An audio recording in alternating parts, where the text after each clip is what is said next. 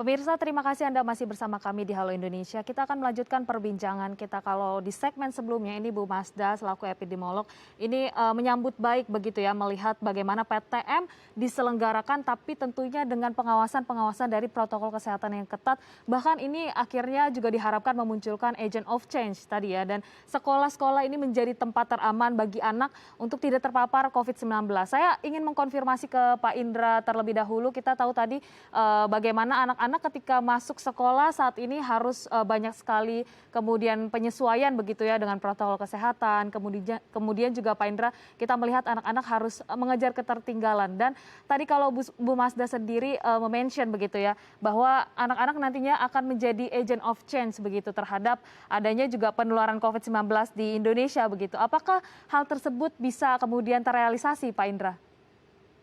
Nggak bisa, Mbak. Jadi kalau kita mau jujur nih, learning loss itu di Indonesia sudah terjadi jauh sebelum pandemi. Jadi sudah banyak kajian-kajian internasional yang menunjukkan di Indonesia itu sekolah bukan tambah pinter, tapi tambah bodoh kan. Itu kajian akademis dari negara, dari internasional itu udah muncul semua. Nah, kita harus bongkar ya, kita urai permasalahannya apa. Yang pertama, kalau kita melihat, dan ini kan terbukti pada saat pandemi ini.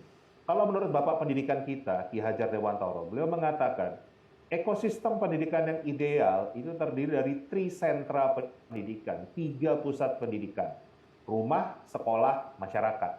Dengan adanya pandemi ini terbukti bahwa ternyata rumah-rumah orang Indonesia tidak pernah dijadikan sentra pendidikan. Masyarakat Indonesia itu lebih memilih pola outsourcing untuk pendidikannya. Serahkan ke sekolah, serahkan ke pondok pesantren, pulang sekolah serahkan ke guru bimbel, ke guru les. Jadi di rumah cuma tempat ngekos saja, tempat istirahat saja. Masyarakat pun tidak dijadikan tempat belajar. Kenapa? Karena isinya adalah bimbel tadi kan. Itu malah yang membuat pendidikan kita menjadi salah satu yang terburuk di dunia. Itu yang pertama. Jadi yang harus kita benahi dulu adalah ekosistem. Bagaimana di rumah itu juga menjadi sentra pendidikan. Kita sering memandang Finlandia sekarang. Finlandia itu terkenal salah satu negara yang kualitas pendidikannya terbaik di dunia kan, salah satunya ya. Di sana kita dengar anak-anaknya nggak pernah dikasih PR. Sekolah cuma 3 jam. Jadi hampir sama kayak PTM terbatas nih. Sekolahnya waktunya cuma 3 jam aja kan. Kalau PTM terbatas kan 2 jam nih kan gitu. Tapi mereka kualitas pendidikannya baik sekali. Kenapa? Ya karena tadi ekosistemnya di rumah itu mereka belajar sebagai sentra pendidikan, di masyarakat mereka juga. Itu yang pertama. Yang kedua adalah mindset. Jadi pola pikir yang dimiliki masyarakat Indonesia sekarang ini, dan ini saya terus terang sangat menyalahkan Mendikbud. Karena Mendikbud itu berulang kali menyatakan semakin lama pembelajaran tatap muka tidak dilakukan, semakin besar dampak negatif yang muncul. Itu pernyataan yang benar, tidak salah, tetapi itu yang kami sebut sebagai fixed mindset atau pola pikir yang tidak tumbuh kan. Harusnya yang dipromosikan justru walaupun tidak ada tatap muka, tetapi dampaknya bisa positif loh. Tetapi caranya tentunya berbeda dengan cara ngajar di depan kelas, cara tradisional. Tadi kan kita dengar ya di pembukaan itu sekolah bicara dengan PTM ini isinya adalah memberikan materi kan begitu. Tadi gurunya mengatakan seperti itu kan. Era sekarang ini kalau materi nggak usah datang ke kelas, materi itu bisa didapatkan di mana saja, kapan saja kan begitu. Jadi kita bisa lihat sekarang selama pandemi ini banyak orang yang belajar masak hanya dari YouTube. Belajar bercocok tanam dari YouTube. Belajar bahkan ngoding, programming itu dari YouTube. Artinya nggak seperti zaman saya sekolah dulu, kalau harus ada guru yang ngajari. Tapi ini bukan berarti guru itu tergantikan oleh teknologi, bukan. Guru tetap dibutuhkan, tapi sebagai fasilitator. Karena kalau kita lihat banyak sekali materi di internet itu yang hoax, yang tendensius, ya kan? Jadi malah harus diajarkan bagaimana mendapatkan materi yang memang tepat cepat kan begitu. Jadi posisi nggak akan pernah tergantikan. Tapi ini mindsetnya kan gitu. Jadi mindset yang didorong oleh Mendikbud itu seakan-akan seperti 130 tahun lalu orang mengatakan manusia tuh nggak bisa terbang. Ya benar, memang manusia nggak bisa terbang, nggak punya sayap. Tapi kan ternyata Raik Bersaudara punya growth mindset yang menunjukkan manusia ternyata bisa terbang, bisa menciptakan pesawat terbang. Ini yang justru malah harus kita dorong terus. Bagaimana pemanfaatan teknologi itu menjadi bagian yang sangat penting bagi masa depan anak-anak kita. Sekali lagi saya tidak mengatakan untuk mendewa-dewakan teknologi, ya bukan itu tujuannya. Tetapi justru malah kita lihat sekarang, dunia kerja mana sih yang nggak berkenan dengan teknologi digital? Mau jadi driver ojol aja butuh teknologi, butuh digital kan begitu.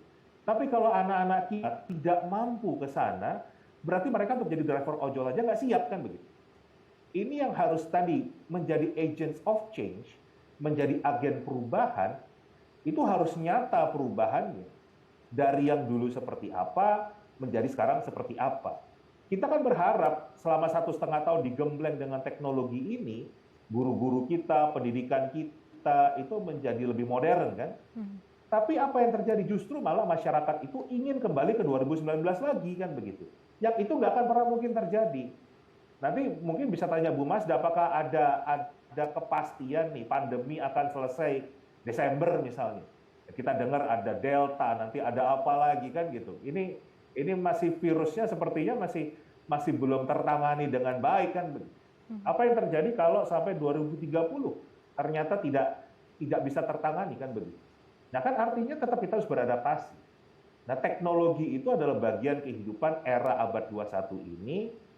Harapannya semakin banyak dimanfaatkan bukan untuk menggantikan guru, tetapi memang menjadi bagian dari kehidupan mereka, bagian dari pembelajaran mereka.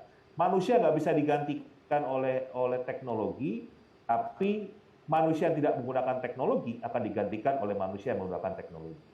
Itu Mbak, pandangan dari saya. Baik, itu dia berarti memang agent of change tadi, perubahan tadi bahkan tidak hanya dalam segi protokol kesehatannya seperti apa, kemudian bisa mematuhi protokol kesehatan, menekan penularan, tapi juga lebih mengikuti bagaimana kemudian pandemi ini menjadi sebuah pelajaran, sebuah ekosistem baru begitu ya Pak Indra bagi dunia pendidikan. Nah, tadi yang menarik kalau kita bisa tanya kembali ke Bu Mazda bahwa pandemi ini masih belum tahu nih berapa lama akan usai begitu, apa nanti turun menjadi endemi atau seperti apa penularan virus corona, transmisinya seperti apa. Nah, pola adaptasi seperti apa sih Bu Mazda yang harus dilakukan? Apalagi kita tahu mungkin sekarang PTM akhirnya sudah digelar begitu, belum semuanya kita bisa merata Indonesia melakukan pembelajaran secara daring karena akses dan lain sebagainya. Nah, pola adaptasi seperti apa Bu Mazda yang harus kita perhatikan betul-betul?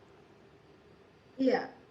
WHO Mei kemarin pada WHA ke-74 itu sudah menyatakan bahwa kemungkinan pandemi ini akan berakhir di 2022. Karena itu ya pada saat awal kan banyak orang yang memprediksi kapan berakhir dengan rumus-rumus statistik, dengan dengan matematis. Berkali-kali kami katakan bahwa pandemi ini akan berakhir ketika WHO menyatakan ini berakhir. Mengapa? Karena yang mendeklar ini menjadi pandemi adalah WHO, maka yang harus mengakhirinya juga mereka. Apakah penyakit pandemi ini, pandemi penyakit menular itu tidak bisa diakhiri? Oh bisa. H1N1 influenza PDM 09 itu hanya 1 tahun. Kemudian beberapa penyakit seperti Spain flu itu sekitar 2 tahun sampai 3 tahun. Dan biasanya memang setelah tiga periode waktu, kami menyebutnya di epidemiologi, dia bisa berpindah. Sepanjang teknologi untuk mengendalikannya ada. Nah saat ini vaksin merupakan salah satu cara untuk mengendalikan dan banyak negara itu melakukan penelitian untuk obat. Kita berharap di 2022 obat dan vaksin serta cakupan vaksin kita sudah di atas 70% sehingga penyakit ini bisa dikendalikan. Sepanjang dia masih menjadi pandemi, ya belum diakhiri oleh WHO, maka protokol kesehatan standar tentu itu yang harus kita lakukan. 3M tetap dilakukan, nggak usah banyak-banyak M-nya, tetapi yang terpenting adalah kerumunannya jangan ada, kemudian pakai masker, kemudian jaga jarak dan cuci tangan. Lalu pemerintah juga harus harus masif melakukan 3T, itu adalah standar. Tapi kalau terkait dengan pembelajaran, tentu tidak apple to apple kita membandingkan dengan negara luar, apalagi kalau bicara pendidikan. Negara ini berbeda banyak dengan banyak negara maju. Bahkan timur dan barat sendiri sistem pendidikannya berbeda. Pertanyaannya adalah mengapa negara maju juga masih tetap melakukan pembelajaran tatap muka? Kurang apa mereka dengan digital? Kurang apa mereka dengan jaringan? Kurang apa mereka dengan networking? Toh mereka tetap melakukan pembelajaran tatap muka. Artinya ada yang tidak bisa diajarkan pada pembelajaran daring, ya. Seperti misalnya bagaimana melihat perilaku itu, tapi itu wilayah pendidikan bukan wilayah kami. Tetapi maksud saya adalah bahwa pembelajaran tatap muka secara terbatas saat ini yang sudah dikaji dan dianalisis oleh pemerintah tentu bukan diputuskan sesaat. Pasti ada masalah besar di sana. Karena apa? Menteri Pendidikan kita itu teknologinya sangat melek sekali. Bahkan dia orang pertama yang dulu mengatakan kita akan mengubah sistem pendidikan kita. Tetapi ketika dia mengubah persepsinya menjadi, kita tidak bisa, harus kembali kepada sistem pembelajaran tatap muka, itu tanya pada beliau. Mengapa kemudian mindset beliau berubah tentang itu? Indonesia ini juga luas. Indonesia ini bukan hanya Jakarta. Indonesia ini juga punya NTT dan Jayapura yang pembelajaran dengan daring itu juga menyulitkan. Indonesia ini juga bukan berisi orang-orang yang memiliki tingkat perekonomian yang sedang ataupun tinggi. Ada banyak orang-orang di bawah yang tidak bisa mengakses teknologi digital untuk pembelajarannya. Maka untuk mereka harus ada solusi juga.